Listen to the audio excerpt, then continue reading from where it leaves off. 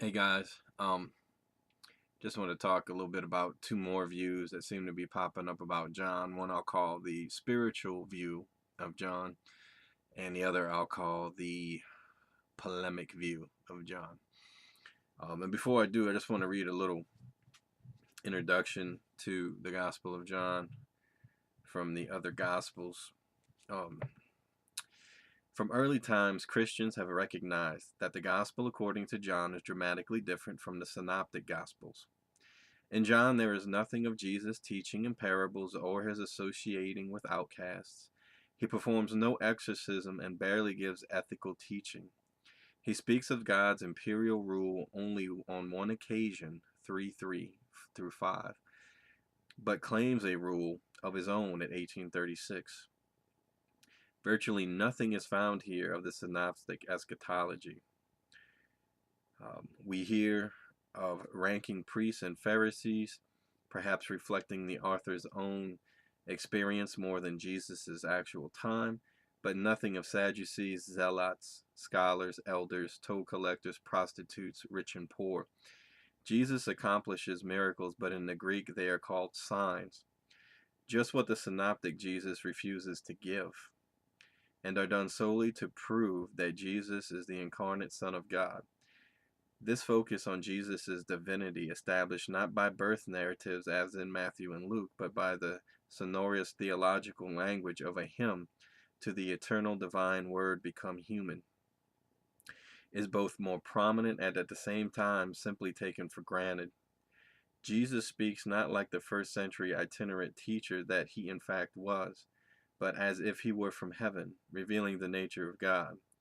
See 518. All the Gospels paint a Christian, that is, a post resurrection portrait of Jesus, but this Gospel far more than the others. The latter Christian creeds were based on this theological language of John's Gospel, much more than any of the synoptics. This Gospel's uniqueness does not stem apparently from a deliberate intent to differ from the synoptics, for it was probably independent of them literarily. It overlaps with them in the narratives of Jesus' miracles and of his passion and resurrection. But this overlap is probably due to common sources underlying the various Gospels. It is the discourses of Jesus, his long monologues on truth, life, light, that distinguish this Gospel's portrait of him. There is virtually nothing of this teaching in the Synoptics, and it seems to be the expression partially of a Jesus tradition unique to this Gospel, and partly of the interpretation given that tradition within Gospel's Christian Jewish community, in the light of that community and what it has experienced. This discourse tradition may be rooted in the teaching of the shadowy figure known as the disciple Jesus loved most, perhaps the founder of the distinctive Christian community out of which this Gospel arises. But despite what is claimed in the comment inserted in 2124, there is in this gospel very little of historical Jesus' actual teachings. And it is not altogether certain that this beloved disciple, as he is usually known, was in fact even a real person. The words of the Johannine Jesus are often ambiguous, even deliberately confusing to his listeners, e.g. 3:3. Conveying two levels of meaning at once. Thus, Jesus frequently says, I am, which at face value means only something like it's me, e.g. 6:20, but equally expresses the divine I am of the Hebrew Scriptures. He cryptically refers to his time, points out how frequently his hearers do not understand him, what he is saying, and announces his solemn declarations with this formula, as God is my witness, or I swear to God, and with its double preface, literally, Amen, Amen. The formula is still more mysterious than in the Synoptics. He refers to himself as the son of Adam, just as in the other Gospels, but here it means something closer to the true human being, as expressed by Pilate when he presents Jesus to the hostile crowd.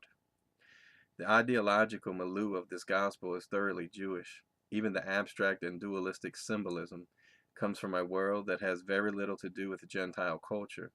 Nevertheless, this document is ardently anti-Jewish.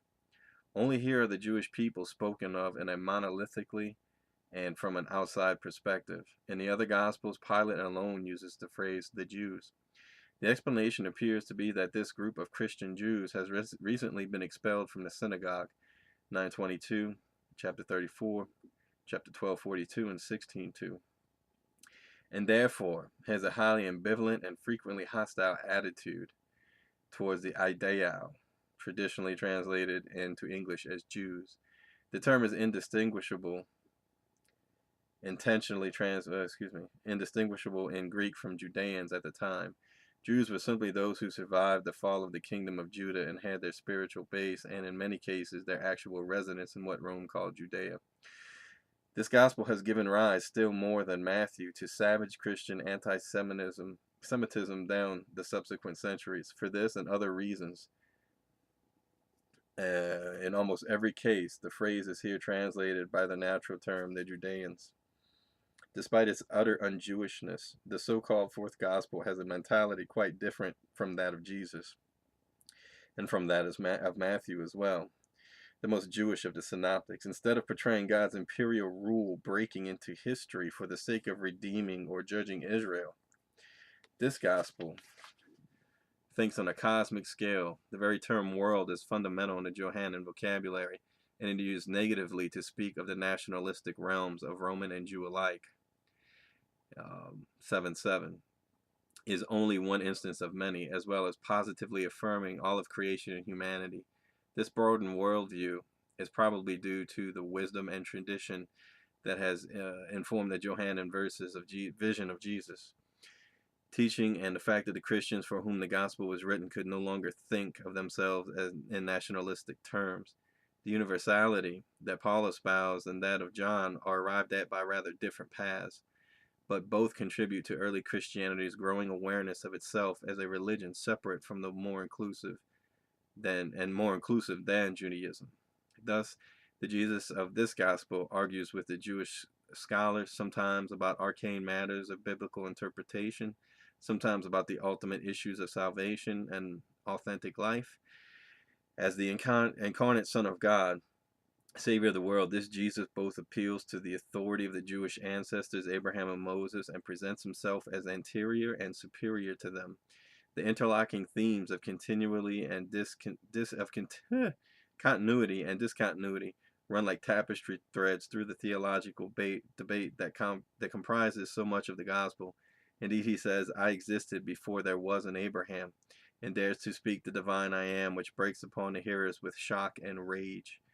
If the synoptics Jesus appeals to the trust of those who would hear and would follow him, for our gospel, the same term pistis means belief. In Jesus' divine sonship and in the rescue of the world's stranglehold that he offers, Jesus' miracles, along with all that he has said and done, are written so you may come to believe that Jesus is the anointed God's Son, and by believing in him, you have life in his name. I'll stop there. It goes on to the origin and what this gospel might have been aimed at. The two major parts of it, his life, and then public career going down to the Last Supper, and 21 is listed as an appendix to the actual gospel itself. So these two other views, among the many other things that John does, he also adds two disciples. That is the one that no one knew, apparently. The one that he loved. They call him the beloved disciple, but he's called the disciple Jesus loved. And I think the other one's Nathaniel. So there's two disciples that don't enter the tradition until, anywhere from 85 to 100, 110, whatever it ended up being. But I want to talk a little bit about these two views, the spiritual view and the polemic view. And the real problem with John, to me, comes in at this point. It's the last video was more about trying to read it literally. And if you try and do that, people will mock you. And the second view is, like I said, more of a metaphoric view, which is very similar to a spiritual view. But depending on how you want to take it, it can mean different things. And the polemic view is saying that the gospel was actually aimed at someone. And I do believe that could be true. The gospel could very well be aimed at a specific community. A lot of people have come to terms to say it was in fact Corinthus. Well, the problem is this. We know that book has been edited several times. It's been redacted. We don't know what the original John looked like. We don't have a clue. And when you get, and I'll do some videos, at least one video on this. I think it's very telling that the first commentaries were in fact Gnostic. Now, the term Gnostic, like I've said before, we have to be aware of it and what it means, but it doesn't mean that, what is a Gnostic exactly? I don't know. At the end of the day, who was a Gnostic? I don't know. Some people claim that, but I would say some type of proto-Gnostic belief, because that's where they all came from, was a failed end times belief, basically. That's how they evolved. And when you think about the polemic view, we just assume who it's against, okay? And like I said, they want to say it's against Cerinthus. Well, the problem is with some editing, and remember, in Cerinthus's view, from what we can tell, the creation was not evil in of itself. He didn't hold that belief. And I don't think Philo did either. But think about the John 1:1, the beginning, whether you want to say it was there or it was added, original or added. Some mild changes. You have Christ being one and the Jesus being another. And with some mild changes, you can easily make that the same person. It just depends how you take it. Now, there seems to be people pretty insistent on saying John 1 is closely related. 1 John is related to John. And yeah, that's probably true in some sense, but there's also a possibility that 1 John is actually an attack on some things within the Gospel of John. And there are Greek language differences, okay, that people are pretending like there's not, and there is. There's differences in the way the Greek is actually employed. And there's also differences within John itself. The Greek is not consistent. Ehrman, I know, has spoken about this, but I really haven't read what he's had to say about it. But it's no secret. Same thing with, 1 John. Its uses of participles and things they're strikingly different from the Gospel of John. Does that mean it didn't come from the same community? Not necessarily. I'm not trying to say that. I'm just saying that I think people are making the links between them a lot closer than they may actually be. But in this spiritual view, and I guess rack it up to another one. It seems that I don't believe in spiritual Jews, spiritual Israel, spiritual death, and spiritual John. And you can add to the list. But I don't even know how to address this in a sense with common sense. When I came to my view on it, I started putting it out there and just saying it. And it seems to me that, first of all, everyone says this but no one teaches it this way. That would be my first problem with this. What I would contend to you is that no matter what anybody says about the Gospel of John, they seem to revert to a literal interpretation in the end. That's where they end up. Because if you don't hold to a literal interpretation, then we can chuck the 3.5-year ministry, because that's the only place it comes from.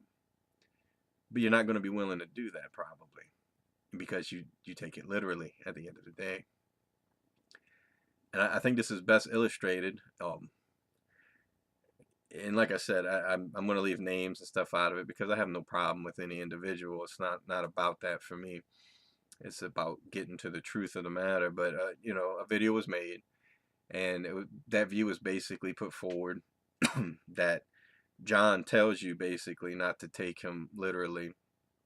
I disagree. I think that's invention of us putting that into the text because it makes no sense. So we say he said it made no sense. And what happens what got me was what happened in the comment thread of this video. This video goes on about the spiritualness of John and how it's to be understood in a different plane, like a whole different level of understanding. And the I am in the garden comes up, and it devolves into like 30 comments that are all really slightly different or very different about an event that apparently actually happened. Apparently, Jesus said, I am, and they fell on the ground. Now, I don't believe that for a minute. I don't think that's what happened at all. And it seems to me that that's exactly what happens. Um, and I was guilty of it too, in a sense, when I used to use John in an apologetic way, that everyone teaches it like it's literal.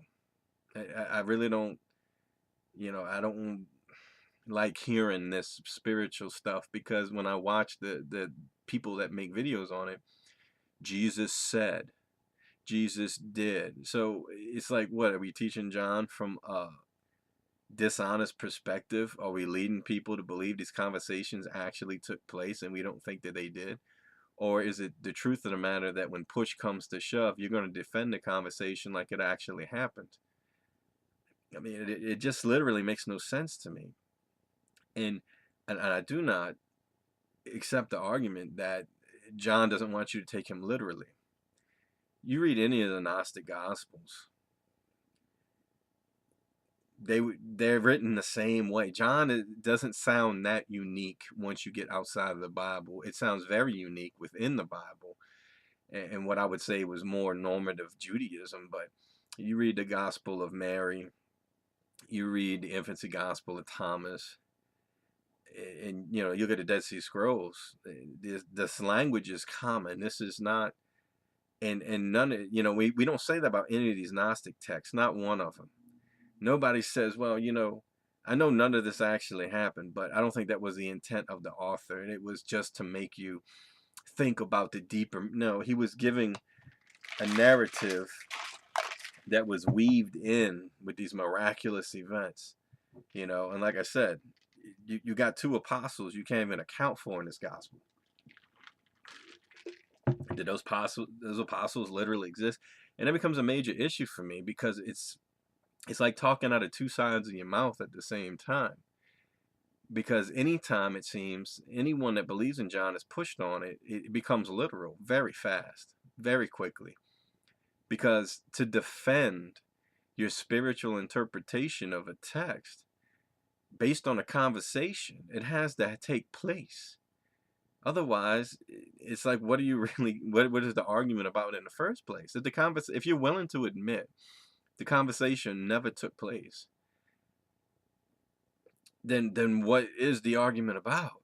And why, when people teach it, it's literal? I've never heard one, and I will openly rebuke people on this point. I've never heard one person within this community or any other community teach on John and say, look, what's going on here? It appears that the writer, or John, if you want to claim that, is he constructs this argument or whatever. No one teaches it like it's a spiritual event or a metaphor. They teach it, Jesus said X to X. And if you're willing to say that never happened, then why are you teaching it like it did happen? I do have a problem with that, because to me, that's not being honest with the facts, is it? If everything is all about the truth, at the end of the day, if we're going to boil everything down to its some parts, we have to be honest. And no one teaches it like that. No one teaches it. No, everyone teaches it literally.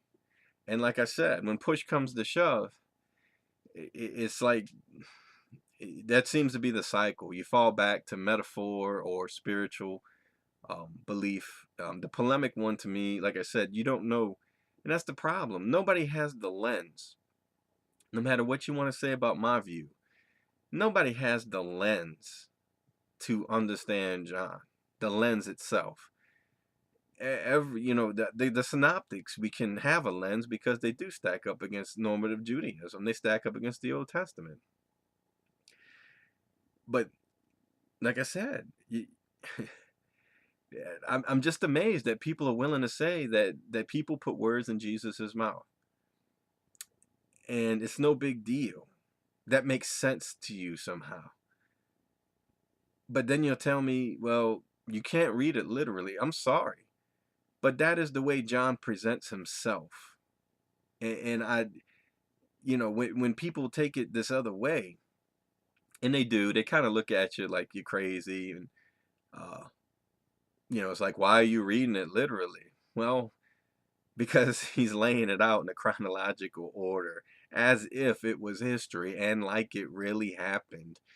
And it's everybody seems to understand that before Abraham was, I am. And it seems like the rest of the world pretty much gets that. And we contrive these big, massive excuses on why that's not true. And I've heard several people say, whatever you can say about the word, you can say about Jesus. That's, there's some things that it's just like, that's so far off in left field. And I'm just sorry, but a lot of the stuff I'm seeing defending John's just not making any sense. Maybe that's the best way to put it. I don't see this making a lot of sense. And like I said, every time an argument breaks out about this, everything in John's literal.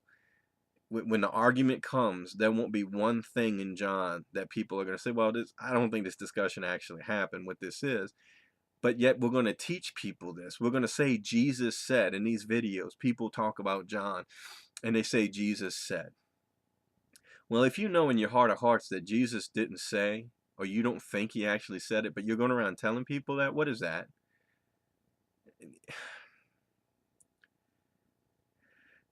And like I said, why are we holding on to the 3.5-year ministry then? It's not attested to by anyone else. Why are we holding on to that? It's because you take John literal when you want to. And I think that is goofball. I mean, it doesn't make any sense to me. So I don't know. I'm telling you, and this is just being honest. Like I said, I have no ill will towards anyone, but it just seems like people are talking out of both sides of their mouths. And I'm not accusing anyone of being a liar. I'm just saying, to me, it was illustrated in the comment thread of that video. You sit through a lecture of why the Gospel of John is spiritual, and then when the arguments break out, here we are at that literal interpretation again. He said it. Not one person in that thread said, well, John probably put that there for emphasis. That never came out. So these words have stuck firmly into Jesus's mouth now, and the other Gospels just missed it. What happened to establishing every word by 2 or more? What happened to that? What happened to that teaching, huh? It's like we just throw out all the basic rules of everything. And I'm not saying there's other ways. Basically, all these people are understanding the Gospel of John the way John Shelby Spong puts it forward. And John Shelby Spong at least has the decency to say, none of this happened. None of it. None of it. He doesn't even try to defend any word in John as literal. What he basically teaches, it's a metaphor of how the mother, Mary, represented the Jewish people, was supposed to take care of the disciple that Jesus loved, who was the Gentiles. And that was his way of saying, Gentiles, remember your mother, and mother, remember your child. He's trying to unite the Jewish community. And maybe that, I'll put it this way, his understanding of it makes a lot more sense than what I've heard. But at least he's consistent. He's not trying to helicopter into a verse and make one part literal and dismiss the other part if it works against him. Did a discussion, and I am kind of surprised that I'm hearing some of the phrases that I'm hearing. Like, it doesn't matter if he said it or not. Think about that for a second. It doesn't matter if Jesus said that or not. Really? Don't make any sense, but okay. Doesn't matter if Jesus said it or not. And this willingness to just put words in Jesus's mouth, for the sake of what we've been handed down by tradition. Now, tradition by no means that is even close to being clean, okay? And the history, I mean, like I said, it's a possibility that Cerinthus wrote it. It's a possibility. And you might dismiss that, and I'm not saying this is true, but to have the first commentaries written by 2 Gnostics, they may have gotten it first. And what did these Christians in the Johannine community get kicked out of the synagogue for? What was it? What was it they were saying? We don't know. And this is all just a giant buttload of uh, just people's assumptions. And like I said, if you got the wrong lens, and this is what men will do. I'm sorry. You know, it's just like some churches have the book of Enoch. And when I looked at Enoch, you know, I dismissed it basically on historical grounds because it was using language and naming things and stuff that didn't even exist yet. But this is another church's canon because their tradition has told them that these books were correct. So by just using the same standard I used on a book like the Book of Enoch or any other Gnostic gospel, yeah, and we do have to kind of pitch our tent somewhere. And, you know, I don't believe in these individual written gospels. I believe that Mark represented a source because there was one true story about Jesus. No matter what you want to say about anything else, there was one true story. And as they started to write these things down, yeah, other people's opinions, things might have entered into it. But the advantage we have with the synoptics is that outside of the Markan material, we can compare the extra biblical material, if you want to call it that came into the tradition to each other. Does it break Jesus's character? You know, we can ask questions to narrow down what might be the true story and what might not be, okay? Because I think that's just me. I think it came from one source, and as you take someone like Luke, when he's doing his thing, he talked to different people that heard different things about Jesus. And Matthew, the same thing, plus the tradition they had from Mark, possibly what we would call Q. But you have to understand now, that means all the discussions, all the miracles, because it was, John was well after the temple fell, okay? John, like I said, was from like 85 to 100, 110, anywhere from that time frame. But what that means is that this Nathaniel guy, this disciple that Jesus loved, the before Abraham was I am, the resurrection of Lazarus from the dead, the story of that version of the crucifixion, and N.T. Wright has even noticed this. He calls it Jesus ruling from the cross. He's a very different Jesus in that scenario. Mary and her role in it. That means that all these stories did not enter the tradition until 60 to 80 years after the death of Jesus. Nobody apparently knew about him. So, I don't know. I just don't see where there's a vein of honesty in all this. I don't see, and like I said, I don't see anybody preaching John this way. For all these answers I've heard about John, and it's spiritual, and it's this, and it's a polemic against X, and no one teaches it that way. Every time someone talks about John, every literal thing that they talk about actually happened. It's just not true. First of all, that's just not true. Why are people portraying it like this then? If you believe that it's spiritual and it's this and it's that, then why are you actually saying these conversations took place in the first place? Because it's human. It's because you see the same thing that I see. You read it and you say, man, this guy's putting something happened here that leads to this, that leads to this, that leads to this, that leads to. You see the chronological order laid out. It's no different than what we would call any Gnostic gospel. It does the same thing. It starts in one place, whether it's the birth or anything else, and it goes and it goes and it goes and it goes. And those people say that his book is true too. That's no different. In John's language, like I said, and then you know people telling me that the Passover thing's not a problem. I don't know what people aren't understanding about this. After his baptism, it's recorded that he attended one Passover. He broke bread. That was the institution of the Lord's Supper. He flips tables, and then he's shortly thereafter executed. And, you know, people are saying, well, he attended 30 Passovers. That's not the point. The point is, after his baptism. So you go to John. He's never baptized in John. Okay, let's be clear about it. But let's assume that he was in the first 2 chapters in John or whatever. He goes through these multiple Passovers. And the writer has him not eat one to establish a point. Well, the one he doesn't eat is the one he specifically eats in the Synoptics. And every time he's at one, he institutes some kind of new teaching that is foreign to the Synoptics. And when he says, "Eat my blood and drink my blood and eat my flesh," it's out in the synagogue first of all, and it's said just to drive the Jews insane, because he knows that saying that would drive them insane. That's not the when or where he says it in the Synoptics. And so you have a 3.5-year ministry, give or take.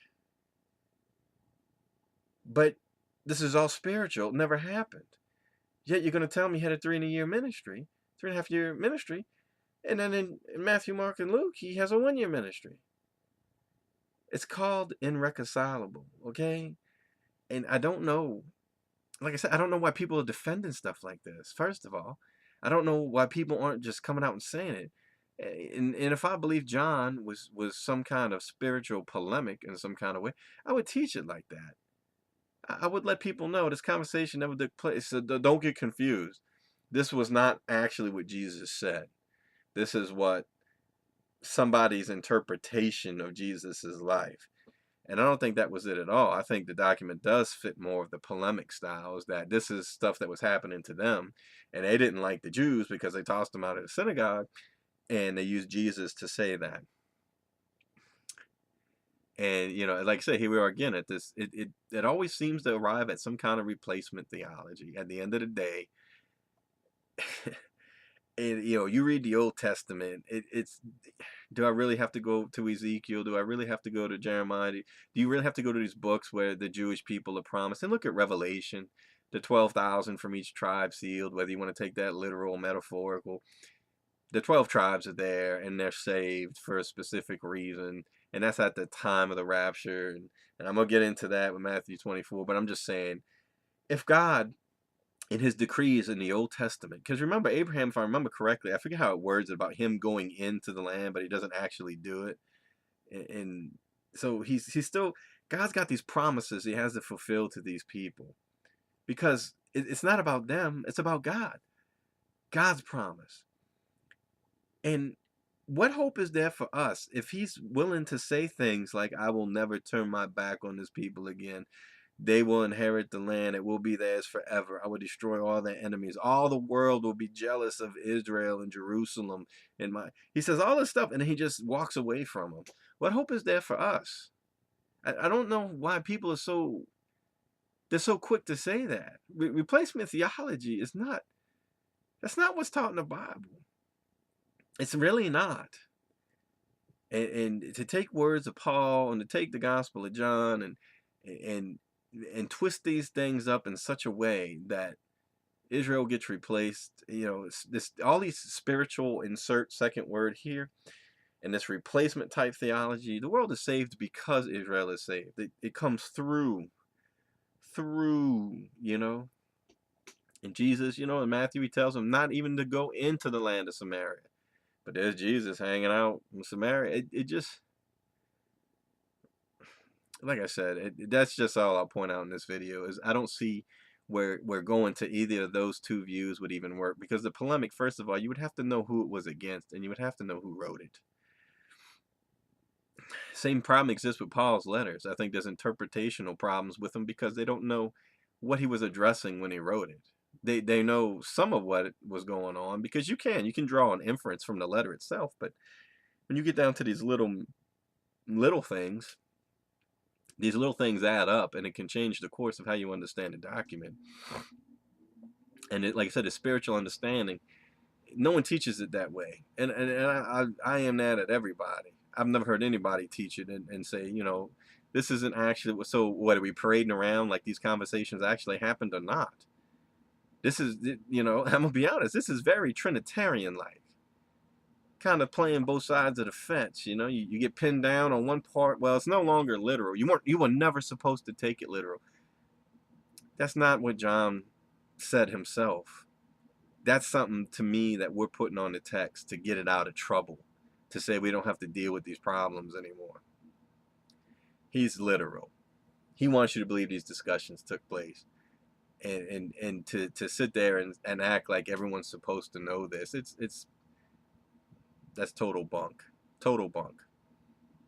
To me, it's just what men do. You put something ridiculous in front of them, and they'll just find all kinds of ways to hold on to it instead of just admitting the obvious truth. Yeah, this dude contradicts in every meaningful way. He contradicts the synoptics, which seem to be way more reliable than the Gospel of John and older in tradition. I know people want to put forward that John is older sometimes, but I ain't buying that either. So I don't know. I'm gonna stop. I'm just gonna say, like I said, I just thought it was funny that even in a video about the spiritual nature of John, we're right back to the literal. Jesus, not one person actually said, you know what? Jesus never said this. This is John's interpretation of that event. No, we're back to the literal again.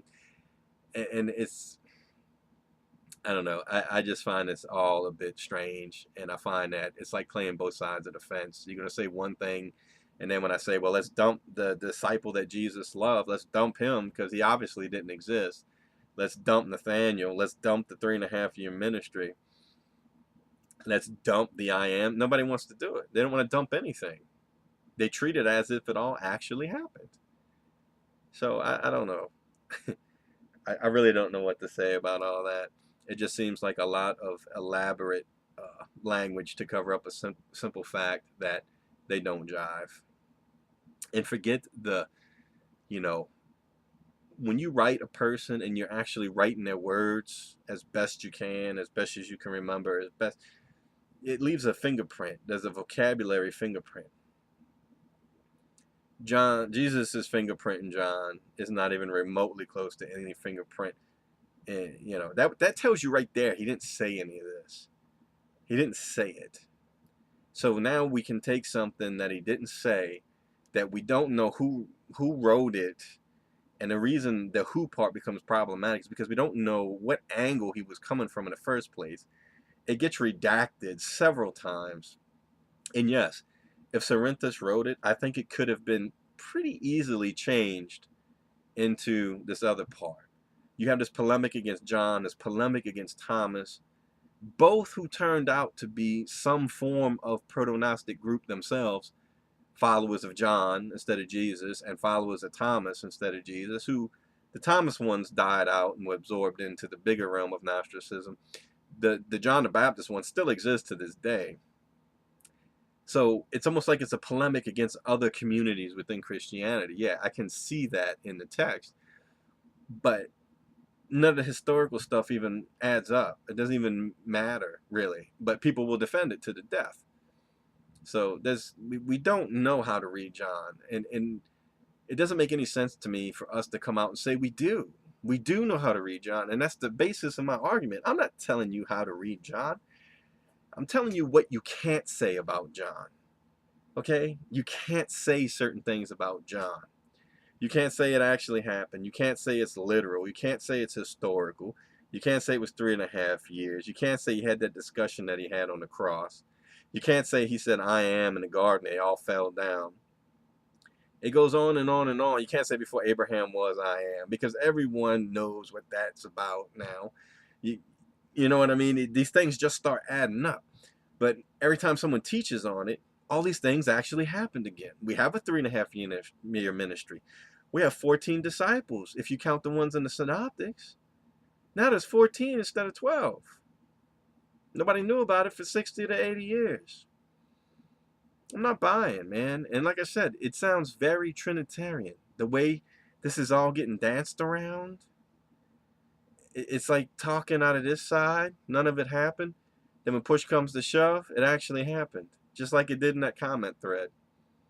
You're back to the literal occurrence. And you don't, for some reason, people, it's not clicking up here that, wait a second. He's missing the sword chopping the dude's ear off in the healing. Well, the healing in a man's ear is missing, I should say. And so that's one thing missing from John. And then the synoptics don't have him saying, I am, and they all fell down. There's a reason. And you got to remember, in Gnosticism, this is what's interesting to me. In the Old Testament, you have that ego and me haon, the Septuagint, the ego and me, the I am. But there's another I am that floated around in that time, and that was the one that's similar to what became known as Abraxas. I am, and I am Abraxas. I am the God above God. This I am thing, because there was belief in the name of Yahweh being an actual person. There's more to it than this, but that I am, it existed in different belief systems, and it was God by itself.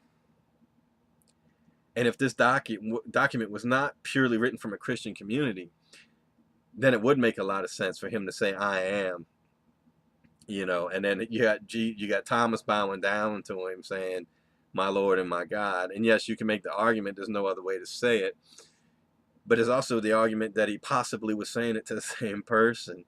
And this makes sense with the Thomas thing, because what they did is Thomas, you got to remember, in the Synoptics, Thomas is just another disciple. But in John, he becomes a target. And the reason he's a target is because of that little book called The Sayings of Thomas. There were Thomasine Christians running around too.